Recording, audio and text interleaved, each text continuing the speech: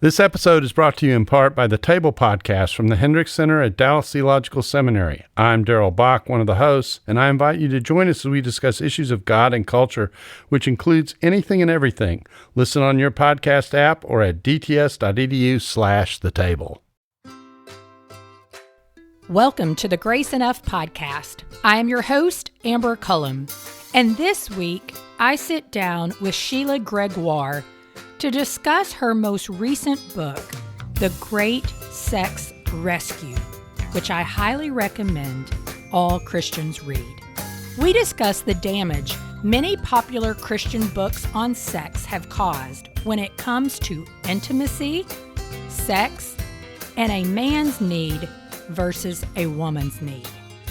We also discuss the difference between noticing and lusting, and the importance of learning what brings pleasure to your partner. Listen to what Sheila shares about how to view sex as a Christian. You're able to completely bear yourself with him, not just physically, but emotionally and spiritually. Like you just feel like you're so connected. And that's only possible when you can truly trust one another. So when you can trust him, when you're able to get totally vulnerable with each other, then you're able to let go. You're able to totally let go. And that's when pleasure starts. And it's interesting that God created our bodies and our relationships where that most amazing feeling is really only possible when we do let go and when we just allow ourselves to experience, when we're not trying to be in control. And so if you think about how God uses sex as an imagery for his relationship with us, what is he trying to tell us? That with God, we can be completely vulnerable and we don't need to be in control. We can let go of control and it's okay to just experience, to taste and see that the Lord is good. I believe this is a book and conversation that needs to be spread far and wide to help reshape some unhealthy and widely held beliefs Christians have about sex. Once you finish this episode, please share it to your favorite social media page or text it to a friend. Good morning, Sheila. Thank you so much for joining me for the Grace Enough podcast. Well, it's great to be here. Will you go ahead as we get started, introduce yourself, your family, tell everybody a little bit about what you do as we jump into this morning's conversation? Okay, so I'm Sheila Gregoire, and I've been blogging at toLoveHonorAndVacuum.com since 2008, mostly about sex, which is super weird. And that I never set out to be like a sex blogger because nobody does that if they're sane. I was writing in the mommy space and the parenting space and the houseworking space. But for various reasons, people kept asking me to speak on sex. My husband and I spoke at marriage conferences, and we always did the sex talk because nobody else wanted to. And so I kind of got pushed in that direction. And then in 2012, my first sex book was out, The Good Girl's Guide to Great Sex. And I've been talking about it ever since. But over the last few years, our emphasis has shifted a little bit because what we've really been wanting to do is challenge some of the ways that the church has been talking about sex and get us back to what I think the Bible is really talking about. So we put out great content for so long, and then we realized it's not enough to just put out great content. Sometimes you have to challenge what's wrong as well. Well, and that's the thing we were just talking about before I started recording, that I am about 3/4 of the way through The Great Sex Rescue. And so we're going to talk about that today. Tell me a little bit about the Bare Marriage Project to get us going. Like, what was that? What kind of launched you into that? Well, okay, so this to not only am I weird because I blog about sex, I'm super weird because a lot of my family works for me, including my daughter, Rebecca, and her husband, Connor. So Connor's our tech guy. Rebecca did a lot of writing for me. And then when a friend of hers moved to town, Joanna, she started working for me as well. And Joanna's an epidemiologist and a statistician. And then around 2 years ago, I read Love and Respect by Emerson Eggerichs, which I know this is going to sound weird because I've been blogging and writing and speaking about sex and marriage, but I hadn't actually read a lot of the books Mhm. because I have this abnormal fear that I'm going to plagiarize someone. So I just assumed if it's Christian, it's good. And so I recommended all the books. I would hold them up at marriage conferences saying, you got to read this. It's a really good book. But I had never actually read it. And so I sat down and I read Wow. it 2 years ago. I know. And I've apologized profusely. Like if you were ever at a marriage conference and I told you to read a book, I am so sorry. I have learned my lesson. But I read it and I saw what he said about sex and I was really horrified. And so we started looking at other books and we realized we had a problem. So my daughter and Joanna both have a unique skill set, and that my daughter specialized in her psychology degree in psychometrics and survey development, and Joanna is a statistician. So we decided we would just do the largest survey that's ever been done of Christian women. We surveyed 20,000 women last year before COVID hit, which is good because that would have screwed up our results. But Right. 20,000 women, largest survey ever been done in the evangelical world, asked 130 questions minimum. Some women had more depending on how you answered certain things. Took at least 25 minutes. So this was a huge undertaking. And what we were It was all done via phone call, or did you no, send it out was it was surveys? it was an online survey that people could answer anonymously. And what we were specifically looking for was, are there certain evangelical teachings that are correlated with lower marriage and sexual satisfaction? Mm, And we certainly found that there were. yeah, which is what a lot of the findings are. And so tell me, what would you say is one of the most damaging, widely held beliefs about sex and marriage in the evangelical world, in the culture that we both tend to find ourselves running in, that really is preventing us from engaging in sex the way God intended it? Well, I mean, there's a whole bunch of them, and we can talk about some of them, but I think the foundational one, the one that you see in so many of our books, is that sex is a male need. Hmm. Like Emerson Egerton Love and Respect says, if your husband is typical, he has a need that you don't have. And then he talks about how a husband needs physical release through sexual intimacy, just as you need emotional release. I don't know what emotional release is. Like, that's a weird, like, I picture Sandra Bullock in The Proposal when she's in the forest with Betty White and she's doing that dance. Like, I don't know what emotional release Yeah. is, but he says that, husbands need physical release and women need emotional release. And he's not the only one who did this. Every Man's Battle talks about sex as being about giving your husband release. So does Power of a Praying Wife. He needs release, or his eyes get cloudy. Like, all kinds of these books talk about sex in terms of men's release, something that men need. And that is just not the way the Bible talks about it. And that's such an unhealthy, unhelpful way of looking at sex. Yeah. Because when we see it as something that men need and women don't, then we can easily think that all that's important during sex is that he gets release and Mhm. our experience doesn't even matter. Mm. And that's not how the Bible sees it. So here's my pushback, because I know exactly what you're talking about. And honestly, I sometimes think, have I bought into that, or have I seen that somewhat true in my own marriage? Or have my husband and I both bought into it and we see that it's true? Mhm. Because I was talking to my husband about this as I was reading through the first couple of chapters. And I said, you know, I mean, he does want it more than I want it, for Mhm. sure. And what I would see as emotional release is I would be completely fine having a wonderful, engaging conversation and then us being done. But what is the danger in thinking that that applies to the whole Mhm. of Christian marriage instead? Because I know it's not an either or. Exactly. And God created sex to be an intimate knowing. And I think that's what's missing is, in Genesis 4, and we kind of laugh about this verse because it sounds odd. It says, Adam knew his wife Eve and they conceived unto them a son. And we giggle and we think, oh, God's embarrassed of using the real word or whatever. But when you look at that Hebrew word for to know, it's the same word that David uses in the Psalms when he says, search me and know me, oh God. Oh, wow. Know my inmost heart.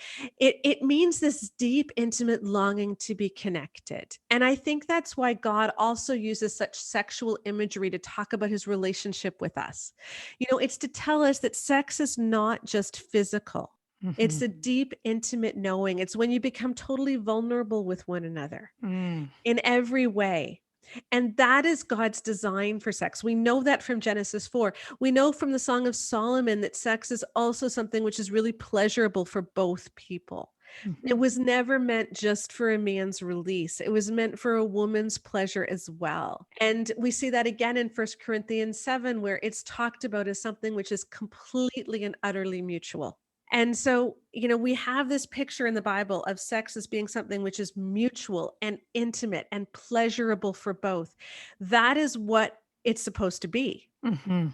And yet, the way that we treat sex isn't like that. Like if I were to ask you, okay, if I were, and I'm not going to do this, so don't worry. Please, you can ask me. But if I were to say, did you have sex last night? You can ask me that, and no, I didn't. But I know exactly. And but what you're probably going to say is what I mean is intercourse. Exactly. Right? Like when you hear the question, did you have sex or did they have sex or oh, they had sex? What we think we mean is, did he put his thing into her and move around till he climax? Like intercourse is our definition of sex, but that's not how we should be seeing it. And the problem is when we see sex as only intercourse, we really erase her experience. Mhm. Because she could be lying there making a grocery list in her head. She could be lying there thinking about ceiling tiles or she could be lying there in pain, or she could be lying there in emotional turmoil, and it would still count as having sex. Mm. And yet that's not what the Bible sees as sexual intimacy at all. Wow. Because in the biblical idea of sex, she matters just as much. And that's what's missing from our evangelical conversation. I'm not saying that she has to have the same libido. I mean, we don't. Like you said, That's right.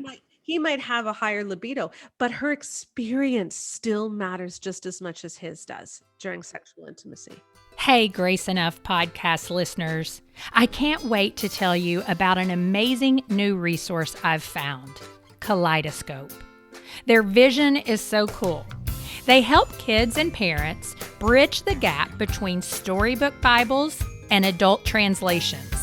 Adult translations are typically written at a high school level or higher, but Kaleidoscope retells every book of the Bible in beautifully designed and illustrated single volumes with the elementary aged kids in mind. Our family has some of their books and we love them. This month, they have 2 amazing new releases. Over the River, the story of Joshua, and their first volume in the Minor Prophets, Sound the Alarm, written by the hysterical and talented Caroline Saunders. Go ahead and visit readkaleidoscope.com where you can take 10% off today with the code GRACE. You can also find them on Instagram at read.kaleidoscope to learn more. Kaleidoscope, the new kid in kids' Bibles. Well, and that's something you all talk about is this interchangeable, like taking intimacy and sex and using those two interchangeably. And Mhm. there's great danger in that. And so, what would you say to that? That we have to be very, very careful not to use those two because they're not the same, but dig into that a little bit because you wrote extensively on it. Yeah. So often I always laugh because when I used to do radio interviews for the Good Girls Guide to Great Sex, that came out 2012 before podcasts. So I was doing mostly Christian radio interviews. And a lot of them wouldn't want me to say the word sex. So they'd want me to say intimacy. Okay. So we had to talk about intimacy.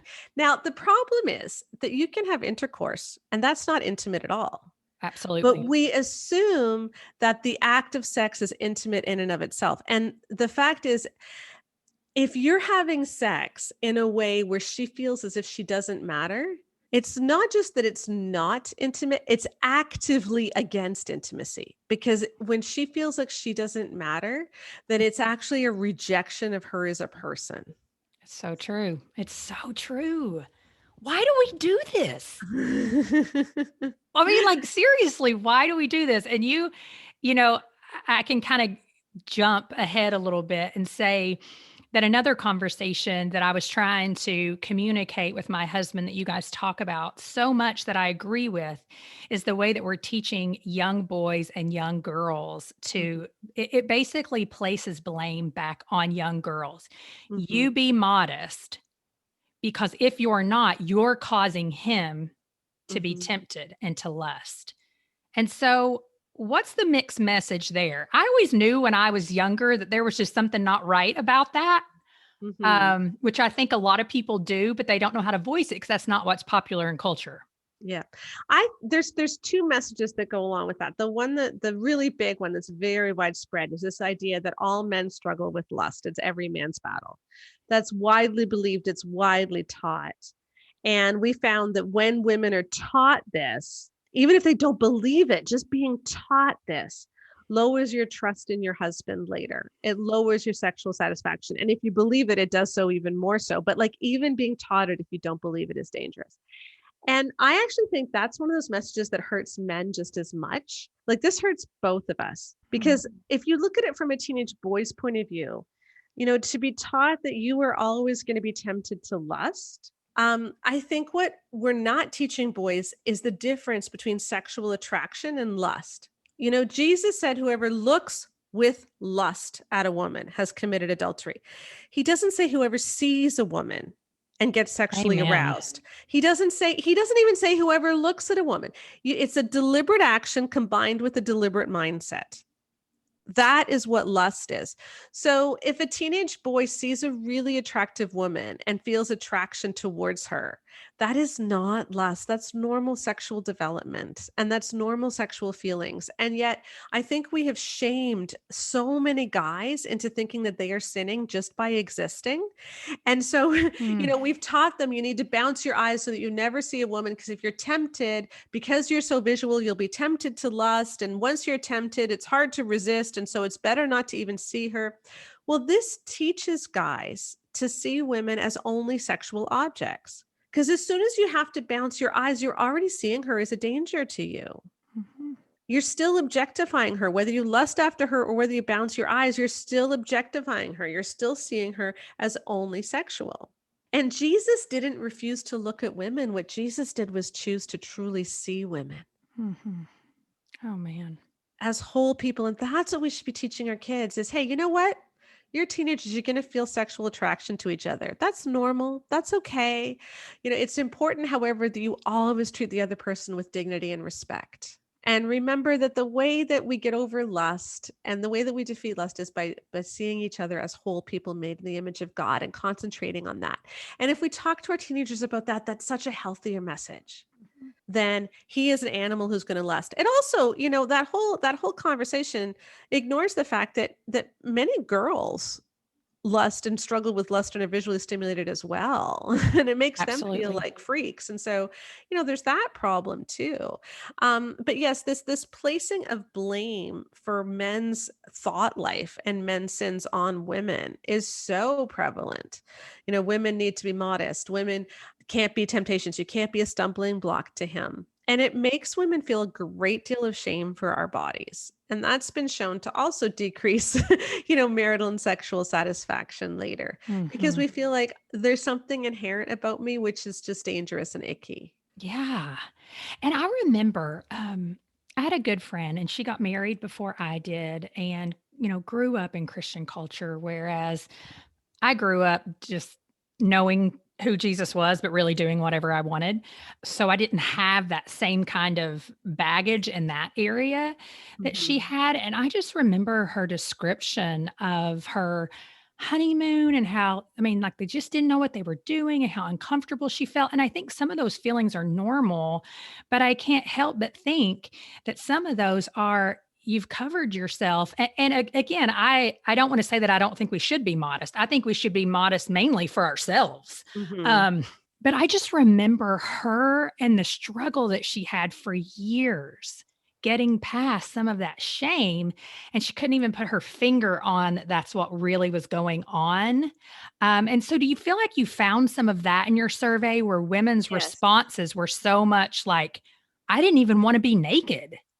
Yeah, we talked to a lot of women like that in our focus groups, because we did this huge survey and then we interviewed and did some focus groups with women afterwards to try to flesh out some of the results. And we talked to a lot of women who just could never be naked in front of their husbands for years because they felt like there was something wrong with their bodies. And then there was this other message that went along with it that made honeymoons difficult, which was the idea that we often teach teenagers that boys are going to push your sexual boundaries. Mm. Boys will push you. And so, girls, you need to be the gatekeepers. He's going to be the one to push on the accelerator. You need to be the one to push on the brakes and make sure it doesn't get too far. Shanti Feldon, in her book For Young Women Only, which was read by a ton of teenage girls in the 2000s and was heavily promoted by Brio magazine, Focus on the Families magazine, said that 82% of boys feel little ability or little responsibility to stop the sexual progression. So if you want to stop, it's better to not even start. And there's several problems with that. First of all, the 82%, her survey question wasn't valid. And that's not really what she found, but this is what she promoted. But to say that a boy has little ability to stop, like ability to stop, basically makes it sound like if you are a victim of date rape, it was your fault because you shouldn't even have started because he has no ability to stop. And, so we talked to a lot of women who were victims of date rape, but hadn't realized it at the time because they had read Christian resources that told them stuff like this. And so they felt it was their fault, even though they had said no, because after all, he can't stop. He's past the point of no return. Wow, doesn't that just make us feel like men are totally stupid and unable to do anything? Yeah, And well, that's not it's even like, true. no, it just is such a low view of men. It It is is. boys have the Holy Spirit. Boys are honorable. Our Christian guys should not be treated like this. And yet, when we tell girls this, they have no ability to recognize when a guy is dangerous versus when a guy isn't, because it's assumed that all guys are dangerous. So you're with a dangerous guy and you assume, oh, this is just the way all guys are. But the other thing that happens, okay, date rape is a terrible thing. Absolutely atrocious. But even if it's not a dangerous situation, so even if you're with a completely honorable guy, you picture a makeout situation before marriage, and what's going on in his head is, this is really fun. This is amazing. But what's going on in her head is, do I need to stop it yet? How heavy is his breathing getting?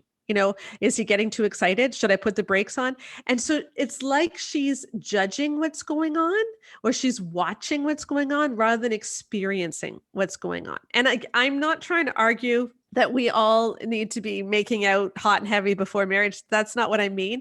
I just mean that what we've done with some of our messages is we've primed girls to not know how to be present in their bodies because they always have to be trying to stop. And then you get married and they have no idea how to just experience. Yeah, well, we just start believing that we're just going to okay, now that we've said vows, we're just going to be able to jump in the sack and everything's going to be awesome. Right. And the problem is we That get doesn't work. married. No, and we get married, especially if you're both virgins or whatever, and you think the goal is now intercourse, because we're supposed to have sex. And what we're trying to show in the Great Sex Rescue is no, the goal should be arousal. Figure out how to get her aroused and even figure out how to get her to orgasm. Because if you figure out those two pieces, intercourse is going to be easy peasy. But if you do intercourse first, when she's not aroused at all, she can start to think, wow, I guess I just don't like sex. Or, wow, I guess I'm just broken. And especially remember that we've been taught that sex is intercourse and that sex is a man's need. And so then he's just going to assume, oh, I guess my wife is just not into this. That's okay. That's what I've been taught is normal. And then couples never figure out that arousal piece and they never figure out the pleasure piece for her. It is so true too with the whole, it just with a woman, it takes more time.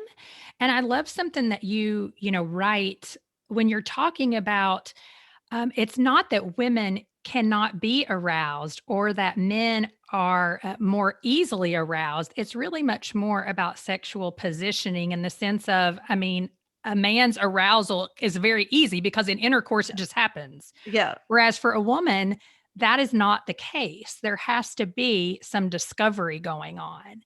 And so what do you think though that needs to be the message that we are talking about to young kids and young adults even. You know, I know people who, including myself, who came to know Jesus as a young adult.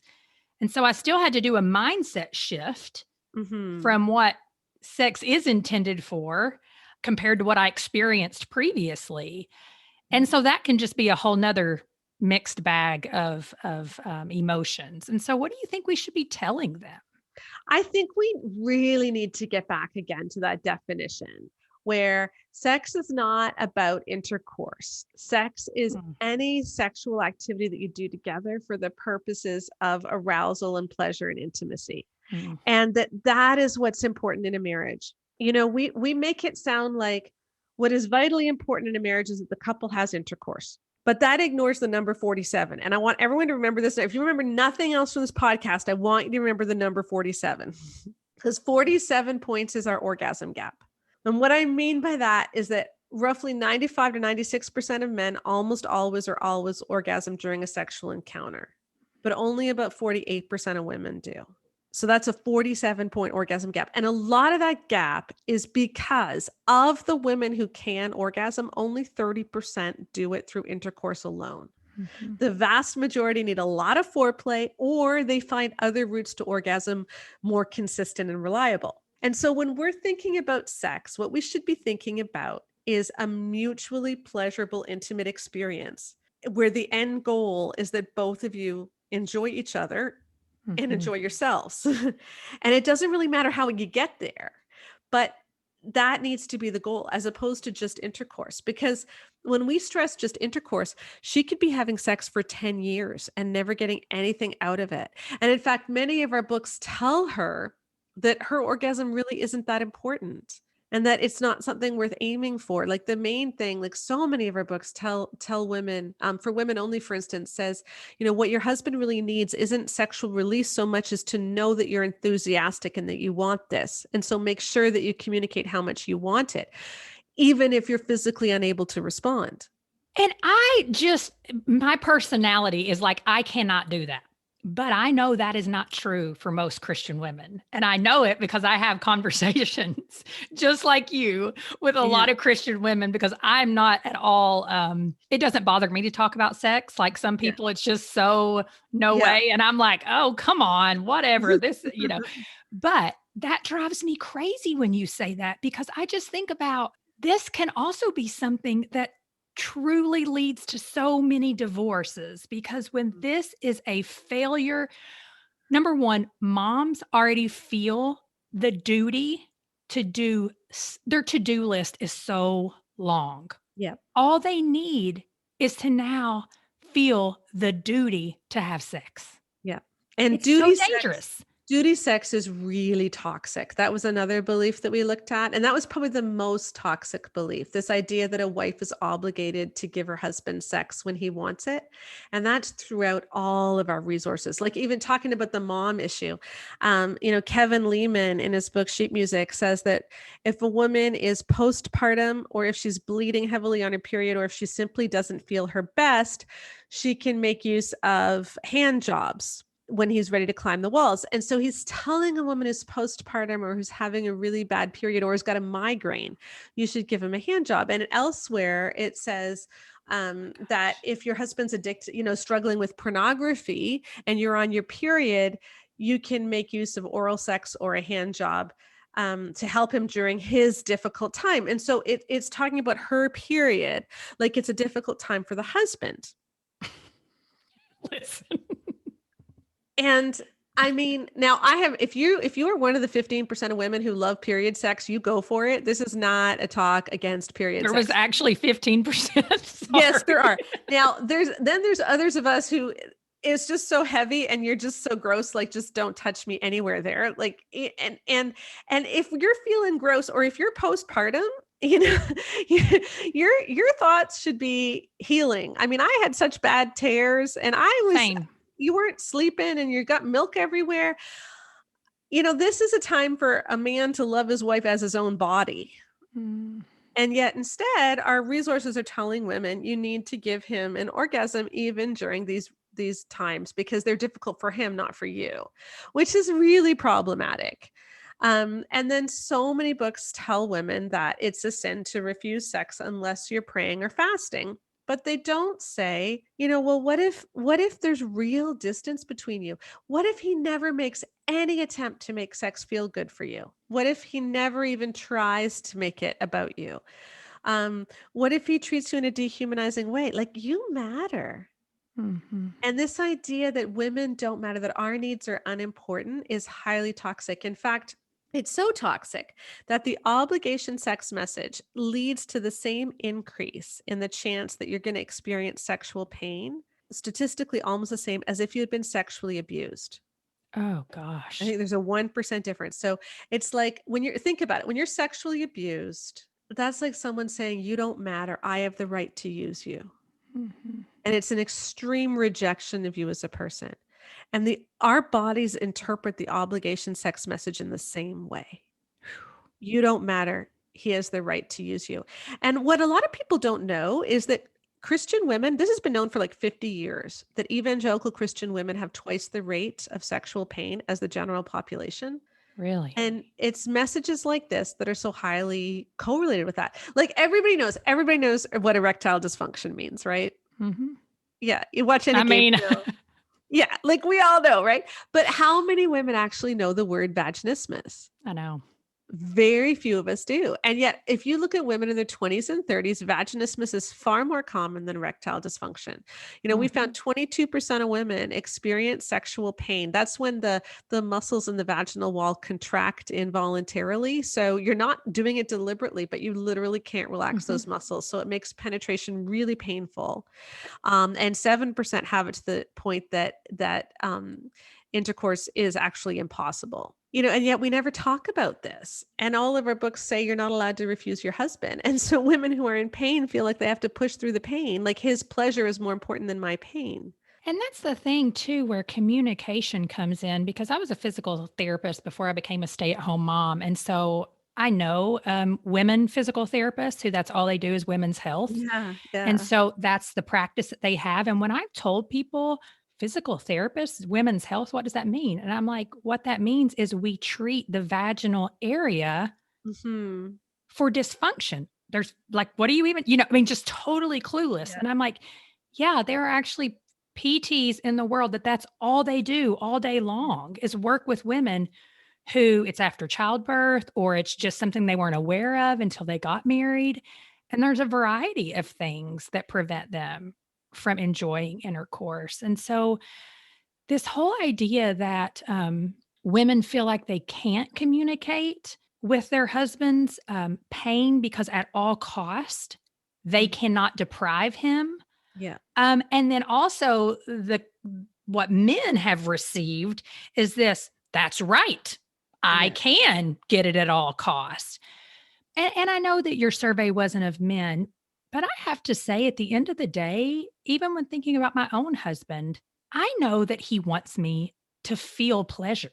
Mhm. But for years he just didn't know because we didn't talk about it. Yeah.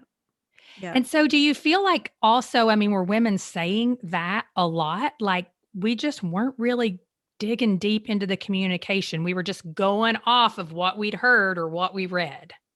Oh, definitely. There was one woman in our focus groups named Charlotte, and I love her story because she actually enjoyed sex because of the emotional closeness, but she never felt pleasure from it for like 25 years of marriage. And she would talk to her husband about it. And she would say, like, I really think we're doing something wrong. We're missing out on something. And he kind of shut down because he felt like she was criticizing him when that wasn't what she was trying to do. She was Yeah. just trying to say, look, we need to try something different because I'm not feeling good. But he felt like, well, we're doing it. We're having intercourse. And so what's wrong that you're not enjoying it? And so she tried for 25 years. And then finally, she just put her foot down and said, no, we're going to figure this out. I don't want to keep having sex like this where it's all for you. And so he listened and she did a ton of reading and they finally figured out the orgasm piece for her. But it took that 25 years. And she went along for that time because she just felt like that's what she was supposed to do. And he had been taught his whole life that sex is vitally important in marriage and all sex is intercourse. And so if she's not not enjoying herself, that's not his problem because he's providing her with intercourse. So the problem must be that her body is broken. Mm. And then once they just really did talk about it, once she put her foot down and said, no, we need to get this right. I don't want to, I've already lost 25 years of marriage. I'm not going to lose the next 25 years. We're going to figure this out. And, they're doing great now, but it just took that communication because he's not a bad guy. Like he wasn't a bad guy. He just really didn't get it. Yeah. Oh, yeah.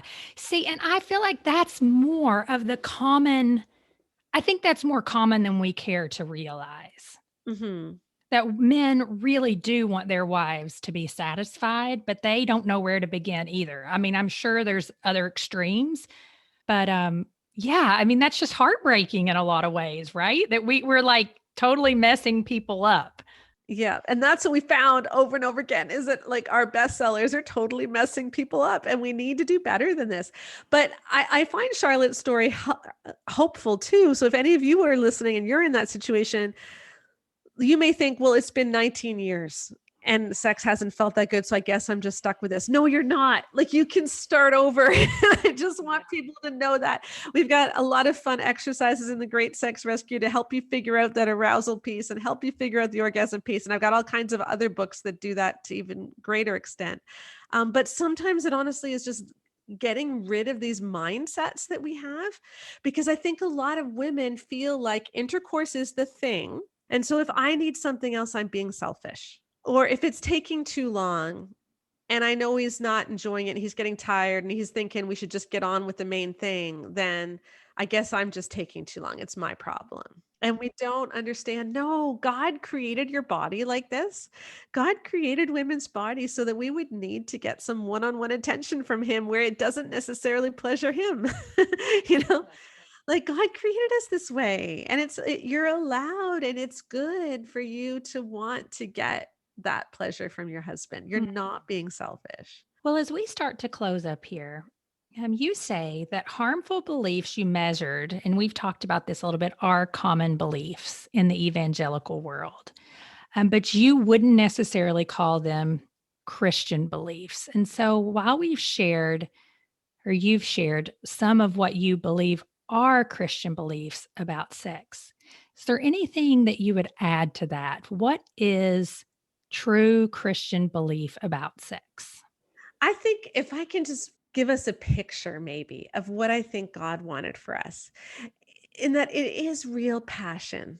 And we tried to give that in the last chapter, just this vision of what real passion looks like, where you're able to be completely vulnerable with one another. You're able to completely bare yourself with him, not just physically, but emotionally and spiritually. Like you just feel like you're so connected. And that's only possible when you can truly trust one another. So when you can trust him, when you're able to get totally vulnerable with each other, then you're able to let go.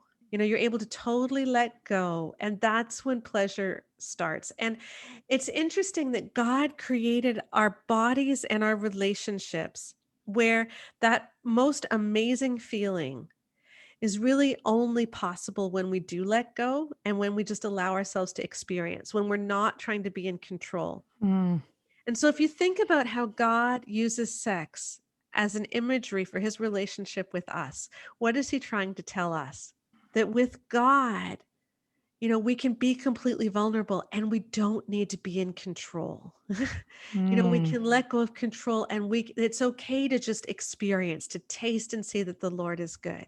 And if we can get that picture of sex where it is just passion that carries us along, it's true trust, it's true vulnerability, it flows from a wonderful, intimate relationship with your husband, that's so much healthier than this duty transactional message that we're so often given.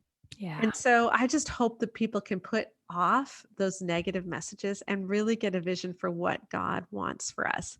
And if you're not there yet, that's okay. Just make it the most fun research project you'll ever do together. That's right. That's right. And talk about it. Well, and that's the thing. The Great Sex Rescue can be found anywhere. And I have appreciated just some of the questions that you have at the end of each section, different exercises that you have. And so tell everybody, what is one of your greatest hopes for the book? I hope that couples will realize that sex is for her just as much as it's for him, but also that this will be the wake-up call the church needs to stop saying so many of these harmful things and get back to a real Jesus-centered view of marriage and sex. And that it's okay, even if a book says it's Christian, it's okay to reject that book's message if it doesn't line up with what real intimacy looks like. I love that. Well, Sheila, where can people connect with you if they have further questions or just want to learn more about the book and what you do? You shared your blog earlier, but tell everybody again, and then Yes. social media where you hang out. Yes, to lovehonorandvacuum.com. You can find all of my books, my courses, including a brand new orgasm course, which is really fun. And then, of course, my Bare Marriage podcast, which is weekly too, where we talk mostly about sex and all kinds of stuff. So yeah, just find me there. All my social media is linked there too. So to lovehonorandvacuum.com. Awesome. Thank you so much for sitting down with me today. Well, thank you. I wish I could sit with each of you to discuss your thoughts, opinions, and questions about everything Sheila and I discussed today. That may not be possible, but we can connect via email or through Instagram direct messenger. Send your thoughts to graceenoughpodcast@gmail.com or on Instagram at graceenoughpodcast_Amber. And don't forget to tag me on social media when you share the episode. Thank you for listening to the Grace Enough Podcast. Tune in next time.